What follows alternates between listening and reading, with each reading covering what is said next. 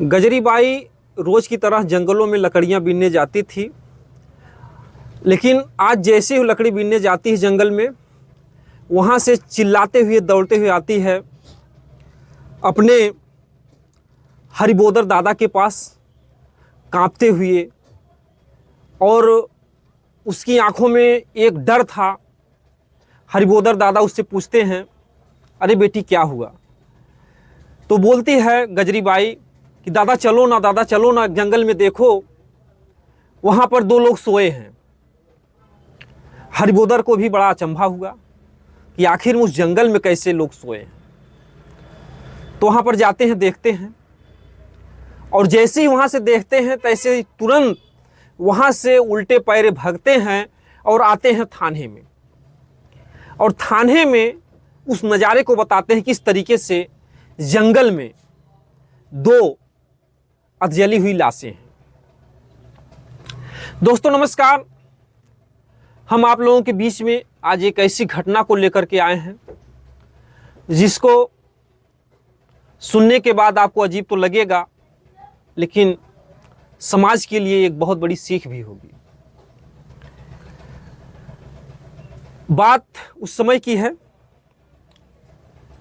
गर्मी का महीना था, मौसम में भी बहुत उमस थी, और छुट्टी जैसे ही होती है, इंदौर स्थित नेहरू पार्क टेलीफोन एक्सचेंज की सीनियर ऑपरेटर श्रीमती उषा घोड़ेश्वर अपना बैग लेकर के बाहर निकलती हैं टेम्पू के लिए। और ऐसे में उसी टेलीफोन एक्सचेंज में काम कर रहे थे डॉक्टर संतोष करोले, जो कि एक चिकित्सक भी थे, लेकिन साथ ही साथ इसमें भी काम करते थे अपना। और जैसे ही छुट्टी होती है, ये डॉक्टर संतोष करोले इनसे कहते हैं, उषा जी से, कि चलिए मैं तुमको अपनी बाइक से तुम्हारे घर छोड़ देता हूं। और उनसे कहते हैं, दीदी चलो मैं तुम्हारे घर तुमको छोड़ देता हूं। तो उषा जी को अक्सर जो भी उस कंपनी में काम करते थे टेलीफोन वाली, अक्सर जो भी कर्मचारी होते थे उनको घर पे ले जा कर के छोड़ देते थे। ये नॉर्मल बात थी, रोज की बात थी। लेकिन उस दिन उषा का जो मन था कुछ अलग ही तरीके से था, और उन्होंने कहा कि नहीं भाई साहब कोई बात नहीं है, मैं टेम्पू पकड़कर चली जाऊंगी। उन्होंने कहा कि क्यों दीदी जी, आप हमसे नाराज़ हैं क्या? अरे हमारे रहते हुए आप टेम्पू से क्यों जाएंगी? चलो मैं आपको घर छोड़ देता हूँ। बोले नहीं नहीं, ऐसी कोई बात नहीं है। हमारी बेटी, जिसका नाम अरुणा था, बेटी अरुणा इंतज़ार कर रही होगी, और हमारे जो बेटे हैं चेतन व अभिषेक, वो भी बड़े बेसब्री से स्कूल से आते इंतज़ार कर रहे होंगे। मैं जा रही हूँ, फिर किसी दिन तुम्हारे साथ चलूँगी। इसके बाद डॉक्टर साहब बोलते हैं, अरे दीदी कम से कम अपने हाथ का चाय तो पिला दो एक बार। तो बोलती है ठीक है, कभी भाभी को लेकर के हमारे घर पर आ जाना। इसके बाद जैसे ही कल सुबह होती है, ये डॉक्टर संतोष करोले अपनी पत्नी मंजुला को लेकर उनके घर पर पहुंचते हैं। साथ में उनके बच्चे भी होते हैं, मनीष और शैला। उनके घर पर जाते हैं। तो इसके बाद उषा जी देखती हैं, अब कोई भी साथ में जब काम करने वाला आता है, तो अगर कोई किसी के घर जाता है तो लोगों के मन में एक बहुत बड़ी खुशी होती है कि कम से कम हमारे स्टाफ के लोग आ गए हैं। ऐसे में उनको बहुत खुशी हुई उषा जी को। और इसके बाद उन्होंने बेटी को आदेश दिया कि बेटी चाय बनाओ, कुछ नाश्ता वास्ता तैयार करो। तो इसके बाद चाय नमकीन ले करके जो है उनकी बेटी अरुणा आती है, जिसकी उम्र थी 21 वर्ष। हम यहाँ पर बता दें, जो अरुणा थी उस समय उसका जो स्वभाव था वो एक अलग ही तरीके से था। जब ये डॉक्टर साहब आते हैं संतोष करोले जी, उनसे परिचय कराती हैं उषा जी, कहती कि हमारी बेटी है और मैं चाहती हूँ कि इसका जो हाथ है पीला कर दूँ, इसके लिए कोई अगर अच्छा लड़का हो तो बताना।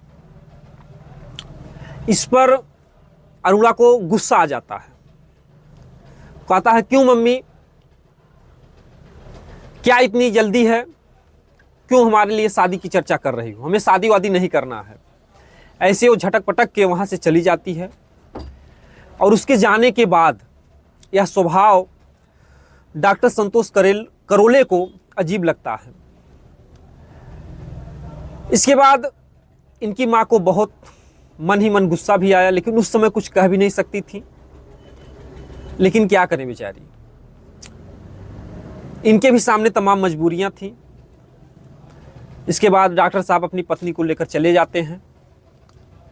यहाँ पर कहानी ये थी कि उषा जी जो थी, ये अपने पति को अपनी बेटी के चलते छोड़ चुकी थी। यानी इनके जो पति थे वो एक फौज से रिटायर्ड थे जवान, और इनकी जो बेटी थी अरुणा, यही दबाव बनाई थी उषा पर अपने पापा को छुड़वाने के लिए, क्योंकि इसकी जो है अरुणा की इसके पापा से नहीं जमती थी, हमेशा छोटी मोटी बातों पर झगड़ा झंझट हुआ करता था। ऐसे में अपनी माँ पर दबाव बनाने लगी कि मम्मी पापा से दूर हो जाओ। ऐसे में उसके पापा भी दूर रहने लगे और उस दिन की इस बात से जब बेटी ने शादी से इनकार किया, उसके सामने इंसल्ट हुई, तो उषा घोड़ेश्वर को ये लगा अपने पति को छोड़ने का जो उन्होंने फैसला किया था, ये फैसला उनको गलत लगने लगा, क्योंकि ये जानती थी उनके स्वभाव को।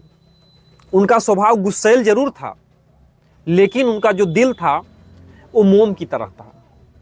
थोड़ी देर में गुस्सा भी करते थे और थोड़ी देर में बहुत प्यार भी इनसे करते थे। लेकिन लोग कहते हैं कि बच्चों की जिद के आगे जो माँ है, माँ की ममता, वो कहीं न कहीं से कमज़ोर पड़ जाती है। यहाँ पर बेटी के प्रेम के आगे उन्होंने अपने पति का त्याग कर दिया था।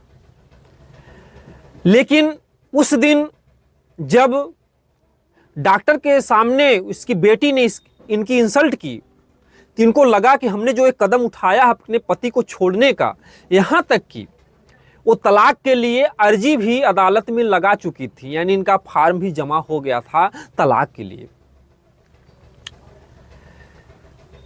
पूरी रात इनको नींद नहीं आई और कब बीत गई रात इनको पता नहीं चला। सुबह हुई, ये प्रतिदिन की तरह दिनचर्या जो भी कार्य था वो करके फिर अपने ऑफिस चली जाती हैं। अब बात ऐसे ही बीतने लगी, लेकिन कभी कभी इनको अकेलापन महसूस होता था अपने पति के दूर होने का। धीरे धीरे जिंदगी यूं ही चलती रही। इसके बाद बात आती है डॉक्टर की। एक दिन डॉक्टर जो था, जो अपनी पत्नी को लेकर इनके घर पे आया था, लगभग 15-20 दिन बीत जाने के बाद पुनः उषा जी होती हैं अपनी ड्यूटी पर, और इनका जो 2 बच्चे थे, चेतन और अभिषेक, ये दोनों स्कूल थे। ऐसे में अरुणा घर पर अकेली थी, तो डॉक्टर भी इनके घर पर आ जाते हैं और अरुणा से बहुत कुछ इनकी बातें होती हैं। अरुणा वैसे गुस्सैल किस्म की तो लड़की थी, लेकिन कहीं ना कहीं से जो कि कहते हैं कि किसी भी बच्चे को अगर माँ बाप का प्यार नहीं मिलता है तो कहीं न कहीं से उसके मन में कुंठा होती है। पिता के प्यार से तो महरूम थी, अब चाहे कमी इसकी थी या चाहे पिता की थी, जो कुछ भी थी, लेकिन कहीं न कहीं से पिता का ना प्यार मिलना उसके लिए घातक सिद्ध हुआ। ऐसे में डॉक्टर साहब उससे बहुत बातें करते हैं, उनकी बातों को लेकर के इसको बहुत अच्छा लगा और इनको अंकल कहकर बुलाती थी, क्योंकि उम्र में दोगुने थे। कम से कम 42 साल की उम्र इनकी थी, डॉक्टर संतोष जी की, और 21 वर्ष उम्र थी अरुणा की। और संजोग से इसका जो छोटा भाई था, जो चेतन, उससे अरुणा बहुत प्यार करती थी। और वो अपने मन में फैसला भी कर ली थी, अपने मम्मी से कहती भी थी कि मम्मी, चेतन को मैं गोद लूँगी और मैं इसे बेटे की तरह मानती हूँ। और चेतन भी अरुणा को दीदी नहीं कहता था, बल्कि उसको ताई कह करके बुलाता था। तो चेतन जिस स्कूल में पढ़ता था, उसी स्कूल में डॉक्टर साहब का लड़का भी पढ़ता था। और एक दिन पेरेंट्स डे की जो मीटिंग होती है, वहाँ पर भी मुलाकात होती है अरुणा और डॉक्टर की। धीरे ही धीरे, अंकल तो कहती थी, लेकिन धीरे धीरे दोनों में कब प्यार हो जाता है, ना डॉक्टर समझ पाते हैं, ना अरुणा समझ पाती है। दोनों एक दूसरे के दिल के करीब धीरे धीरे खींचे चले आते हैं। और ऐसे में अब वे दोनों लोग पर डे कहीं ना कहीं, किसी न किसी बहाने से मिला करते थे। अरुणा भी अपने भाइयों से कहकर जाती थी कि मैं अपनी फला सहेली के पास जा रही हूँ, फला सहेली के पास जा रही हूँ, हमको ये काम करना, वो काम करना, इससे बहाना करके जाती थी। और डॉक्टर भी अपना समय निकाल करके जो है, इससे बगैर एक बार मिले इनको भी चैन नहीं आता था। कहते हैं पत्नी जो होती है, कितनी भी गंवार क्यों ना हो, अगर पति का रवैया बदल जाए तो पत्नी को भांपते देरी नहीं लगती है। इस समय जो डॉक्टर संतोष थे, इनका जो रवैया था अपने पत्नी के प्रति, रूखा सूखा देखकर उसको कुछ अजीब लगने लगा कि हमको लगता है कि हमारे पति के जीवन में कोई दूसरा अब आ गया है। अब वो भी इनकी जांच परख में लग गई। और एक दिन शाम को उनके मन में आया तो उन्होंने पूछ ही लिया डॉक्टर से कि अब आप पहले जैसे मुझसे प्यार नहीं करते हो, क्या बात है, क्या कोई और आ गया तुम्हारी जिंदगी में?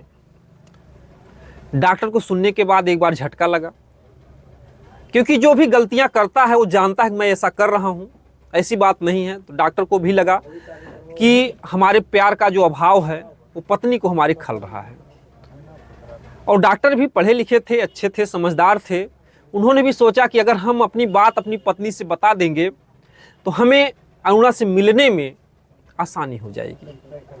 उन्होंने अपनी मन की सारी बातों को बता दिया कि मैं अरुणा नाम की एक लड़की से प्यार करता हूँ। ये बात सुनते ही पत्नी को करंट जैसा लगा। कहते हैं कि कोई भी पत्नी हो, वो सब कुछ तो बर्दाश्त कर सकती है, लेकिन अपनी सौतन कभी बर्दाश्त नहीं कर सकती है। ऐसे में वो डॉक्टर को बहुत समझाने का प्रयास करती है, कहती है कि ऐसा मत करो, हम लोगों का जो घर है वो बर्बाद हो जाएगा, जो खुशियों का घर है ये बर्बाद हो जाएगा, हम लोग कितने अच्छे से जी रहे हैं, जो 2 बच्चे इनका भविष्य का क्या होगा। डॉक्टर भी जिद्दी, बोले देखो मैं चाहे जो कुछ भी हो अरुणा से शादी करूंगा और तुमको भी नहीं छोड़ूंगा। ऐसे में पत्नी कहती है अगर तुम शादी करोगे तो मैं जेल में जाऊंगी, थाने में जाऊंगी, तुम्हारे खिलाफ रिपोर्ट लिखाऊंगी और तुमको सलाखों के पीछे करवा दूंगी। तो डॉक्टर बोले कि अगर तुम ऐसा करोगी तो मैं अरुणा को लेकर कहीं दूर भाग जाऊंगा तुम्हारी जिंदगी से। वो बोली अगर हमने ढूंढ लिया तो फिर क्या करोगे? तो डॉक्टर ने कहा कि अगर ऐसे में तुम ढूंढ लेती हो, हर काम से मुझे दुनिया रोक सकती है, लेकिन हम दोनों एक दूसरे को इतना प्यार करते हैं, अगर लोग जीने नहीं देंगे तो हम दोनों साथ में मर जाएंगे। इस बात को कहने के बाद पत्नी को तो लगा कि ठीक है, इनको प्यार का भूत चढ़ा है, अपना बकबका रहे हैं, कोई जान ऐसे थोड़ी ही देता है। लेकिन इसके बाद से दोनों में रूखा रूखा जीवन बीतने लगा। और उसके कुछ ही दिन बाद, एक दिन की बात है, उषा घोड़ेश्वर अपने घर पर आती हैं तो वहां पर देखती हैं कि चेतन मायूस एक कमरे में बैठा था और अपनी मम्मी का इंतजार कर रहा था। उसकी आंखें उसी तरफ थी जिस तरफ से उसकी माँ रोज ड्यूटी से आती थी। उस दिन जैसे ही उषा आती हैं, मायूस लड़का दौड़कर अपनी माँ के गोद में बैठ जाता है और पकड़कर रोने लगता है। ऐसे में माँ भी अपना प्यार दिखाती, बोली बेटा क्या हो गया, आखिर में आज तुम्हें क्या हो गया, तुम रो रहे हो, रोज तो खुशियों से टॉफी और चॉकलेट मांगते थे और आज तुम मुझे पकड़कर रो क्यों रहे हो। तो ऐसे में वो बोला कि मम्मी भैया तो जो है उधर, मतलब उसका जो बड़ा भाई था वो सोमालिया में जा करके जो है पढ़ाई करता था, वहाँ पर भाड़े कमरे में रहता था और वहीं पर पढ़ाई लिखाई अपना करता था। बोला भैया तो दूर रहता है और दीदी भी रोज घर से गायब हो जाती है, और आज जब निकली है घर से तो केरोसिन का डब्बा लेकर निकली है, जिसे गांव देहात में मिट्टी का तेल भी बोलते हैं। तो केरोसिन का जो डब्बा था उसको ले करके जो है गई हैं। इस बात को सुनते ही उसकी माँ को एक अजीब सा झटका लगता है, उसके पैरों तले जमीन खिसक जाती है, उसको लगता है कि कुछ अनहोनी होने वाली है। ऐसे में माँ उसको पुचकारते हुए बोलती है कि अच्छा ये बताओ बेटा, जब मैं ड्यूटी जाती तो क्या कोई घर पर आता जाता था। वो बोला कि माँ कोई तो नहीं आता जाता था, लेकिन एक दिन दोपहर में वो अंकल जी आए थे। बोली कौन अंकल जी। बोली वही जो आंटी जी को और 2 बच्चों को लेकर के आई थी उस दिन, जो आपके साथ काम करते हैं। तो उन्होंने बताया कि वो डॉक्टर संतोष जी, हाँ बोला लड़का, हाँ वही आए थे जो पत्नी को अपनी ले करके आए थे। तो फिर बोली कि आए थे तो कैसे आए थे। तो उन्होंने कहा कि वो अकेले आए थे, उस बच्चे ने बताया। फिर बोली कि आखिर में उसके बाद क्या हुआ। तो बोला कि जो दीदी थी हमको जो है डांट कर नीचे भेज दी और डॉक्टर को लेकर कमरे में चली गई थी। तो इसके बाद 1 घंटे के बाद जो है निकली और डॉक्टर चला गया। तो माँ बोली तो तुमने उस दिन हमको ये बात क्यों नहीं बताई। तो चेतन बोला कि मम्मी हमको दीदी ने बहुत डांटा फटकारा था, बोला था कि अगर तुम मम्मी से बताओगे तो तुम्हें मैं जिंदा नहीं छोड़ूंगी, तुम्हें ऐसा कर दूंगी वैसा कर दूंगी, मम्मी को ही मार डालूंगी। इस तरीके से तमाम धमकियां हमको दीदी दी थी, इसलिए मैं डर बस मम्मी तुमसे कुछ भी नहीं बताया। अब उनकी माँ जो उषा घोड़ेश्वर थी, उनका जो शक था वो हकीकत में बदल गया कि अब लगता है कि कोई बहुत बड़ा धोखा हो गया हमारी बेटी के साथ। ऐसे में वो बेटी का इंतज़ार करती हैं। रात को 10 बज जाते हैं, इंतज़ार करते करते बेटी नहीं आती है तो इनको घबराहट होने लगती है। ऐसे में वो क्या करती हैं, अपने बेटे को फ़ोन करके बुला लेती हैं, जो बेटा पढ़ाई के लिए दूर रहता था कमरे में भाड़ा लेकर के, और अपने पति के पास भी फ़ोन करती हैं, जिनसे आए दिन झगड़ा हुआ करता था। लेकिन उस दिन घबराहट में अपने पति के पास फ़ोन करती हैं, बोलती हैं कि आप घर पर चले आइए, अरुणा जो है कहीं गायब हो गई है। तो ऐसे में उनके पति भी आते हैं और लोग इधर उधर ढूंढते हैं। जो इनका शक था, इनकी पत्नी अपने बेटे को भेजती हैं उनके घर, जहाँ पर संतोष का घर था, जहाँ पर मंजुला अपने बच्चों को लेकर के रास्ता निहार रही थी अपने पति का। वहाँ पर जैसे ही इनका भाई जो अभिषेक था, यानी अरुणा का जो भाई अभिषेक था, पहुँचता है, वहाँ पर मंजुला से कहता है कि आंटी जी क्या यहाँ पर अरुणा आई थी। उनकी बेचैनी और बढ़ जाती है मंजुला की। बोली नहीं बाबू, बात क्या है। बोली कि अरुणा जो है कल दोपहर से एक केरोसिन का डब्बा लेकर के गायब हो गई है। तो मंजुला भी कहती है कि क्या बताऊं, बड़े दुर्भाग्य की बात है, रोने लगती है। बोली कल दोपहर से ही डॉक्टर साहब भी गायब हैं, यानी उनके जो पति थे, अपने पति को बताया वो भी कल से ही गायब है। ऐसे में उन दोनों परिवारों का जो संदेह था वो खत्म हो जाता है और दोनों को लगता है कि ये दोनों प्लानिंग करके भाग चुके हैं। ऐसे में क्या करते हैं कि जो उनके पिता हैं वो क्या करते हैं, जाते हैं, जो दिवाकर जी हैं, जूनी इंदौर पुलिस थाने में, वहाँ पर रिपोर्ट लिखवाते हैं अपनी बेटी की गुमशुदगी का। और मंजुला भी जाती है पलासिया पुलिस थाने में 21 मार्च सन 98 में, वहाँ पर रिपोर्ट लिखवाती है कि हमारे पति गायब हो गए हैं हमको छोड़ करके। गुमशुदगी की रिपोर्ट दोनों की लिखी जाती है। पुलिस भी अपनी जो है छानबीन में लगी रहती है। ऐसे में 24 मार्च का दिन था। सिमरोल पुलिस थाने से सिपाही बद्रीलाल हरिबोदर को लेकर के आते हैं और हरिबोदर ही था जो कि उस जंगल में जो लकड़ी बीनने गई थी गजरी बाई, वो बताई थी उन 2 लाशों के बारे में। तो वहाँ पर इन परिवार को ही बुलाते हैं थाने वाले और वहाँ पर ले जाते हैं पहचानने के लिए। तो वहाँ पर जाते हैं तो वहाँ पर देखने के बाद नज़ारा एक अलग ही दिखता है। जो डॉक्टर थे उनका भी आधा शरीर जल गया था, लड़की का भी निचला शरीर पूरा आधे का जल गया था। और ऐसे में जो डॉक्टर थे और ये जो लड़की थी अरुणा, दोनों एक दूसरे से, डॉक्टर साहब का एक हाथ उसके ऊपर था, एक हाथ नीचे था और उस लड़की को पकड़े हुए थे। ऐसी अवस्था में उनकी मौत होती है। और बगल में ही एक वो जो जहर होता सल्फास, उसकी बगल में शीशी पड़ी होती है, बगल में एक सिरिंजी होती है और फिर वहीं बगल में एक जो है सेंट की भी शीशी मिलती है। और उसके ऊपर एक पेड़ था सागौन का, उसमें देखते हैं एक पोटली बंधी होती है, उसमें उसके भाई के स्कूल का कुछ कागजात थे, उसमें चाबी था, चाबी का एक छल्ला था और उसमें कुछ ज़रूरी नोटबुक भी थे। उसको अरुणा ने क्या किया था, अपने दुपट्टे से उस पेड़ की डाली में बांध दिया था। उसमें अरुणा के पर्स भी थे। ऐसे में पुलिस देखती है, उसको भी उतारती है और लोग देखते हैं और लोग अंदाज़ा लगाते हैं कि आखिर में लोग इस तरीके से कैसे इस विचित्र अवस्था में लोग मरे हैं। उन लोगों ने एक आंकड़ा लगाया, एक अंदाज़ा लगाया कि लोग पहले आए होंगे, क्योंकि बगल में ही एक पानी की बोतल भी मिली। ये लोग योजनाबद्ध यहाँ पर आए और जो डॉक्टर थे उनकी बाइक वहाँ से 500 मीटर दूर पर मिली थी, वो भी अधजली अवस्था में। तो इसका मतलब ये है कि वो बाइक में भी जो है आग लगा कर जला करके निशान को मिटाना चाहते थे। खुद तो मिटना चाहते थे लेकिन बाइक को भी मिटाना चाहते थे। लेकिन अब बाइक का हर पुर्जा तो जल नहीं सकता है, क्योंकि उसमें तमाम लोहे भी होते हैं।